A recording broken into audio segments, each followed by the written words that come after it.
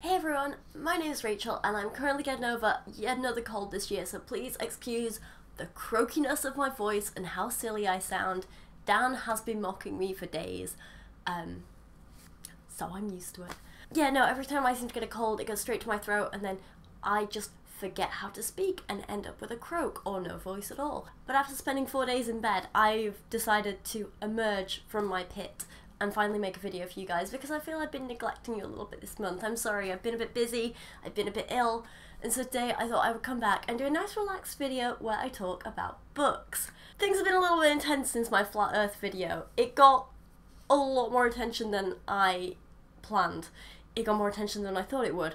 And a lot of that is from some interesting people. And by that I don't mean flat earthers, I just mean people who enjoy trying to stir up a fuss on the internet. You know what I mean, the kind of people who want reactions. So I wasn't really expecting that, but I got that. Anyway, I'm rambling. Point is, today we're going to be talking about books and looking back at 2017 as a year. We're going to be talking about a lot of the books that I've read, looking at some of my favourite books, some of my least favourite books. I've come up with a few little stupid category names to kind of highlight a few of the ones I really want to talk about, and then I'm going to throw out some quick little extra recommendations at the end. First up, I want to start by talking about a book that I think you guys would probably most be interested in, and this I'm calling the non-fiction book that satisfied my inner nerd. And for that, I'm going right back to January when I read Written in Blood by Mike Silverman.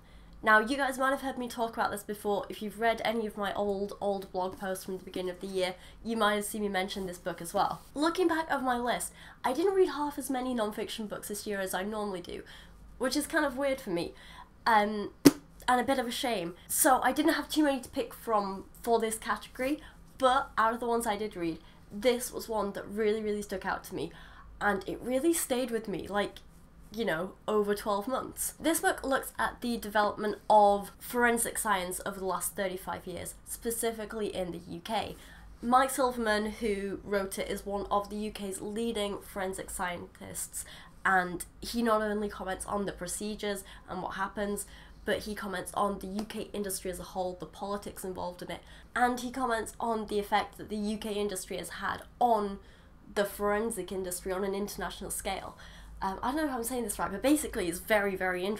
He looks at everything and he gets quite technical into it. So he talks about forensic techniques including fingerprinting, blood typing, DNA analysis, fiber analysis, and, as the name kind of suggests, blood spatter analysis as well. He touches on crime scene management and how evidence is actually collected in, you know, criminal investigations. It's all interspersed with actual anecdotes from what he's experienced in cases that he's worked on and cases that his colleagues have worked on and he's consulted on. It's interesting because it talks about the cases where forensic science has both helped and hindered the cases. A lot of books like this just kind of make forensics out to be this almost like a miracle, not cure, but like a miracle, but almost like a miracle method. And a lot of these books don't really go into the weaknesses of it.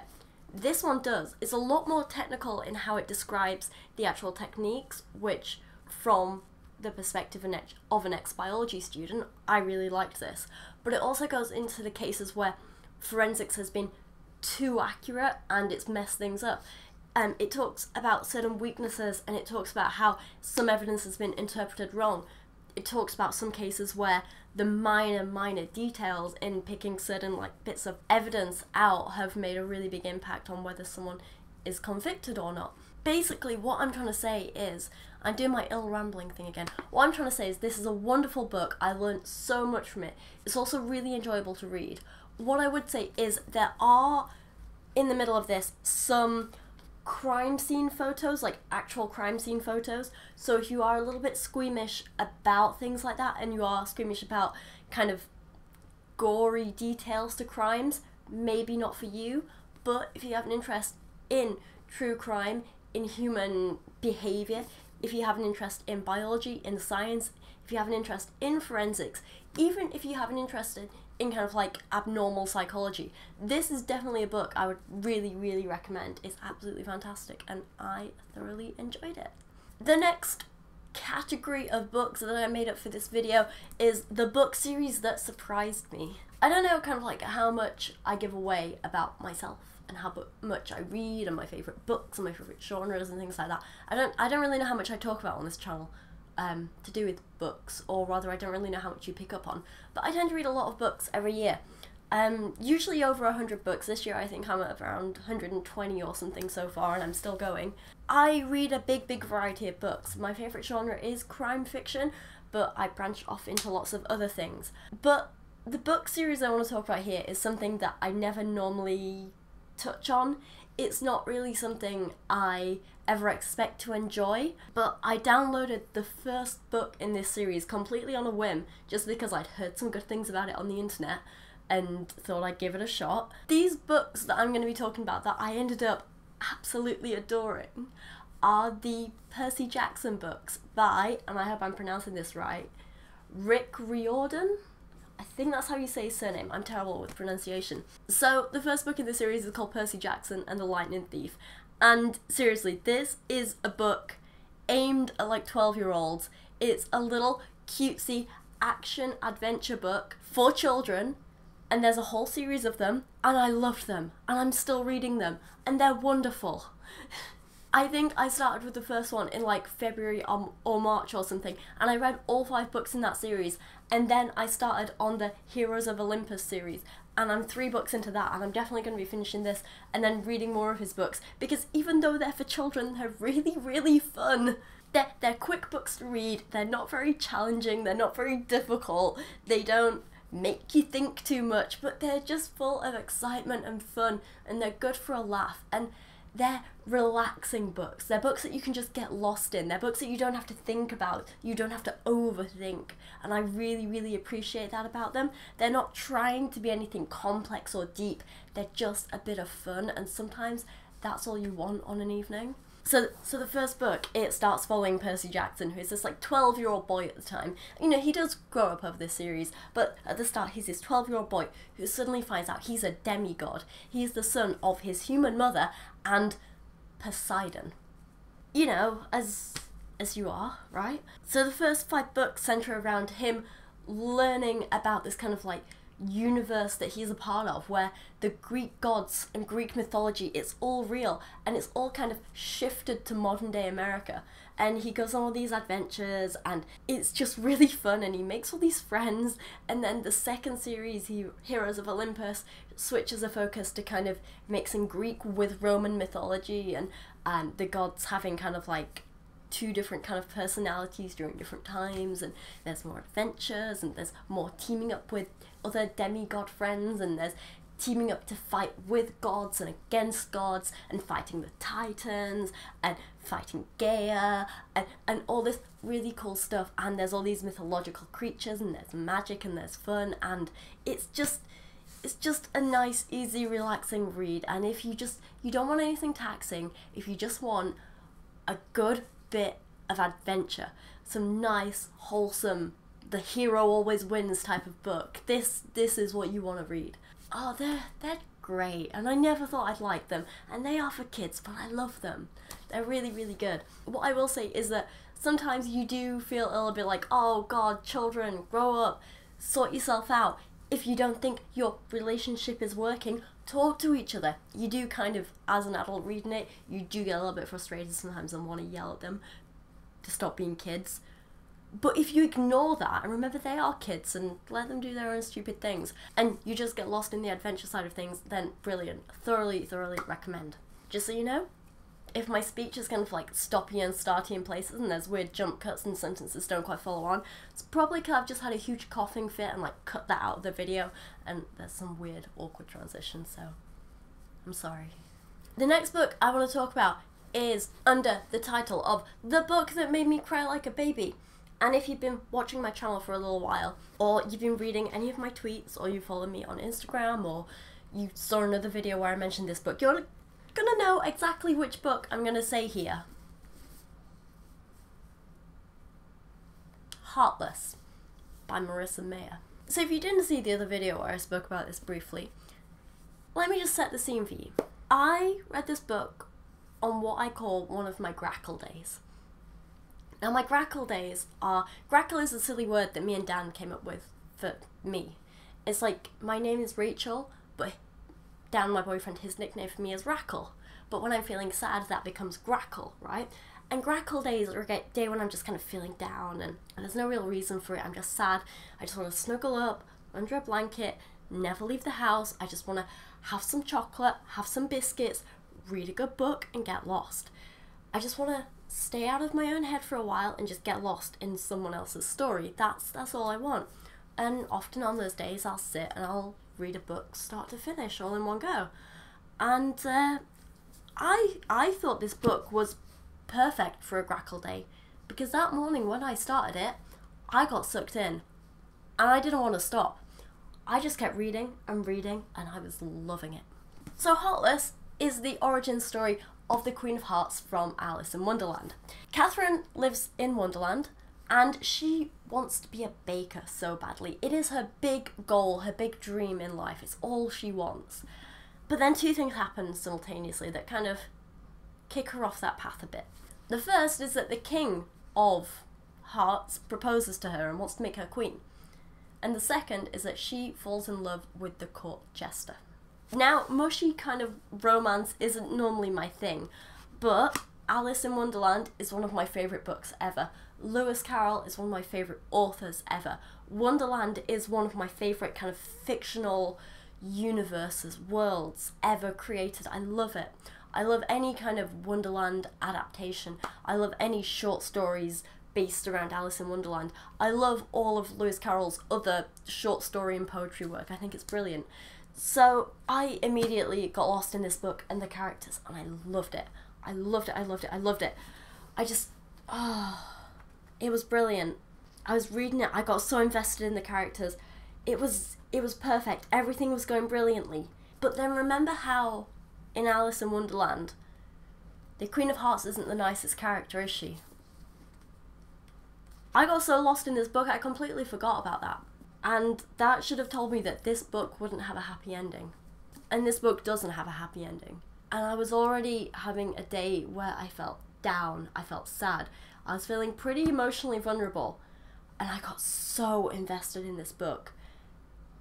And then at the ending, I just cried and cried and cried. I threw the book across the room and I was crying and crying. And at this point, it was like midnight. Dan was asleep in bed next to me and I was crying so much I woke him up and I was like, I just need a hug. Please give me a hug. And he was like, oh, I knew this would happen. And he hugged me and looked after me. But honestly, would I recommend this book? Yes, it's fantastic. It's amazing. It got me emotionally invested in it so much. But, warning, if you're an over-emotional person like me, who cries at anything and everything, just be careful and maybe stay away from it. But other than that, would thoroughly recommend. Next up, I want to talk about the worst book that I read this year. Oh, there's a nice topic there. I don't want to talk too much about this book and the specifics of it in this video, because I did make a full video reviewing how awful I thought this book was, but it was like way before I was taking my channel seriously. It was way before I had like any viewers, so I doubt many people have seen it, but I will link it below just in case. But the point is, I made a huge long video ranting about this book and how terrible it was, because I swear it's one of the worst books ever written. And that book was The Girl with the Lower Back Tattoo by Amy Schumer. Now, I read this book before her Netflix special came out. Actually, no, it's a lie. I read most of this book before her Netflix special came out. Then that happened and everyone hated it, and I was like, I'm gonna finish this book. And I tortured myself finishing it. It was so bad. It's not funny. It's badly written. It's disgusting in places. Amy Schumer as a person comes across as horrible, unlikable, rude, entitled, mean. Kind of stupid. It's not entertaining. I'm not even sure why I kept reading it to the end. I actually switched to downloading an ebook at one point because I just want to get through this. And I was like playing it at double the speed and her narration was absolutely terrible. And I was just like, I can't do this. I cannot do this. And I couldn't, and it was horrible. So I don't say that about a lot of books. And usually when I am reading a book I don't like, I won't finish it. I've got to that point in life now where I'm like, life's too short. I'm just going to read the books I enjoy. But with this, for some reason, I wanted to get to the end just to say that I'd made it. And now I thoroughly regret it because it was just that bad. it wasn't even entertaining in like a cringy, you can mock it kind of way.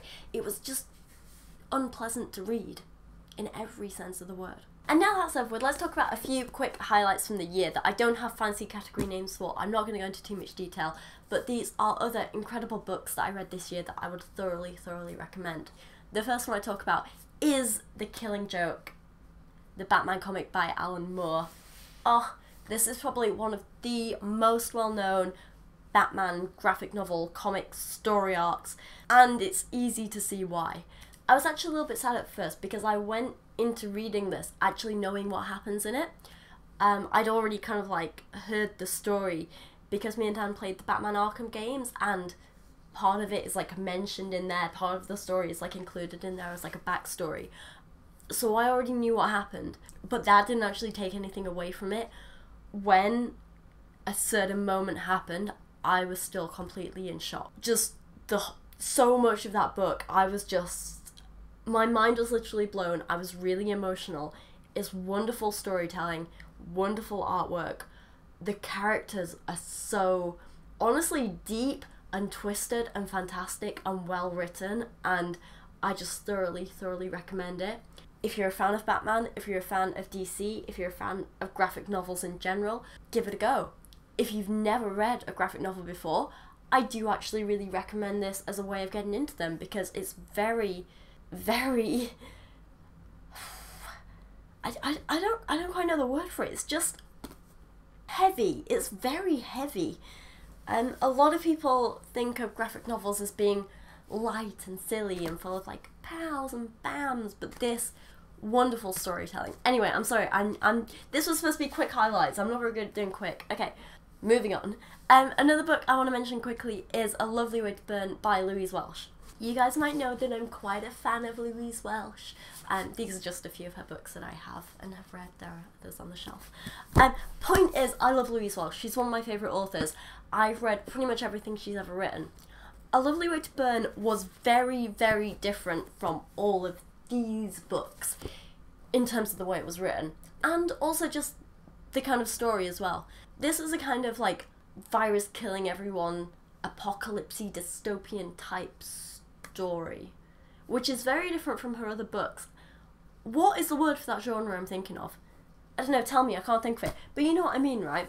Basically, there's a virus spreading through London, and the main character of this book gets the virus, and she's like one of the only people to survive it and get better from it. But it's not your typical kind of like, oh, there's a virus type book, because that's not actually the main storyline. That's kind of like something happening in the background while another plot takes place. And I thought that was quite an interesting little kind of thing. It put a nice spin on things. I just found this nice and easy to read. Unlike her other books, like these ones, her writing wasn't as flowery. It was a lot more straightforward and to the point. It was a lot simpler, and it was quite refreshing to read in that sense. I'm not sure it's something I'd want from every single one of her books in the future, but I think I liked it as much as I liked these, but for different reasons. So yeah, it was an interesting one. It wasn't what I was expecting when I went into it, but I thoroughly enjoyed it. My next quick recommendation is The Night Circus by Erin Morgenstern. This is a rather slow-paced book, but it's beautifully written. I think a lot of people gave it kind of negative reviews because it was marketed as this like fast-paced magical story and like things happen and but it's not like that at all. It's slow-paced, it's beautifully written, but it just creates this magical, enchanting world around a magical circus that travels across the globe, disappearing in one place, reappearing in another. It's filled with wonders. The circus feels so real. You can picture it, you can imagine being there. You want to be there. Just the world she created was incredible.